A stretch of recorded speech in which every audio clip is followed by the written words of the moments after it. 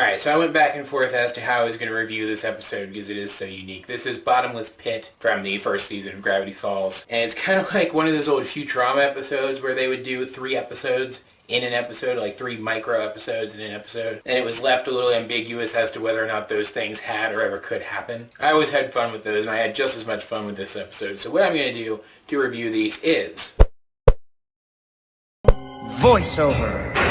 This was an interesting story. We finally get to properly meet, what was his name, Old Man McGucket. And it was neat that in such a short form story they were able to tie into the past instances of Dipper's insecurity and expand upon that a little bit more. Dipper is super insecure about growing up, and being super insecure about his voice changing definitely ties into that. But it was really interesting to see that trying to change himself too much caused the people around him not to like him anymore, to treat him like an entirely different person. And in the end, the best thing for him was just to accept himself as he was. Great short story, great lesson.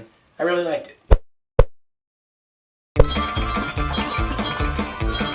Seuss is one of those characters that I can't quite settle on whether or not I like him. He's such a dum-dum. He's like the dum-dum character archetype personified. That character that you see in stupid comedy movies who is almost too stupid to function and yet somehow everybody still likes them, or don't like them but keep them around anyway. I don't dislike the guy, I just wish that he had some moments where he wasn't treated like that. Some things that he's really skilled at, you know? And so even though this wasn't a bad story, and even though the lesson wasn't bad, the lesson of putting others before yourself wasn't a bad one, the fact that Seuss had to even hesitate to push that button when it would save the lives of his friends, even in a fictional setting, even assuming that he made this story up completely, really bothered me because I could see that being something that his character would actually do, and I really don't appreciate that. I don't like those kinds of characters. No one is so dumb that they wouldn't save the life of someone who they care about if they had the opportunity. So despite the fact that this had one of my favorite Mabel moments in it, when they ask if anyone is particularly skilled at jumping up and down and making a distraction and she stands up all dramatic,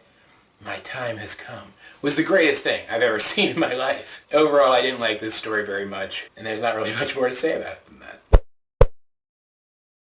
Terrific!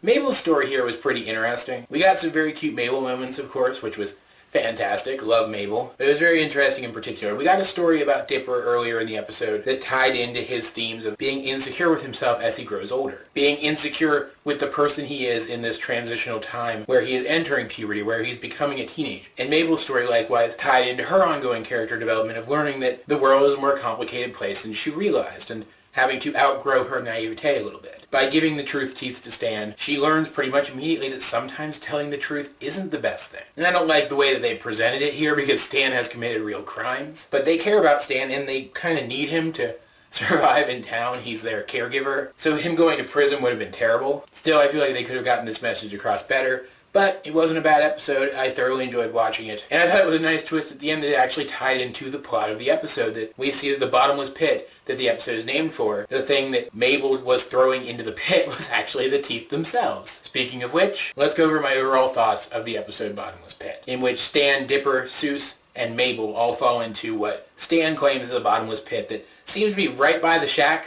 Seems pretty freaking dangerous. Put a fence around it, guys, come on. And because it's supposedly bottomless, Stan uses it to dispose of things that he doesn't care about, like suggestions for how to improve the Mystery Shack. I actually thought that was really funny. And Dipper is, of course, kind of indignant about the whole thing, because a pit can't actually be bottomless. It's not possible. But when they fall in and they realize that they're going to be falling for quite a long time, they start telling stories. And that's where we get the 3 stories that I micro-reviewed just now. It was a really interesting setup, and the way they resolved the pit was really interesting too. I'm not going to spoil that. It was pretty cool. I kind of wonder watching this if these were ideas for episodes that the writers had that never really kind of panned out as entire episodes. And so they used this as an excuse to incorporate them into an episode. If that's the case, then that is brilliant. Because what this did is it took the format of the show with something weird happening and them having to deal with it, and used it as a medium to tell short-form versions of the same format of story. It's just another excellent example of this show taking its formula and doing something unique with it from week to week. I even like that they had Stan start to tell a story, and then it turned out to just be utter bull Rocknaldo. Yes, I use Rocknaldo as a swear now. To kind of make you think you weren't going to get a Mabel story at first. That was very clever, and it legitimately upset me until I realized that Stan's story was only going to be like 3 seconds long. Overall, a fantastic outing for this show. I really liked it. A lot. Part of me wants to ask if they do any more like this, but I know there's only one more season of the show, so even if they do do more episodes like this. There's only going to be one more, right? You only do this kind of thing once a season. So I don't want to know. If they do more episodes like this, don't tell me. I'll be happy either way. This show is fantastic. I'm loving it so much. I feel like, once again, I have to thank you guys for getting me to watch this show. As per usual, though, I'd like to know, what did you think of this episode? If you have seen it, let's get a discussion going in the comment section down below. Either way, this has been AJ22, and I will talk to you guys later.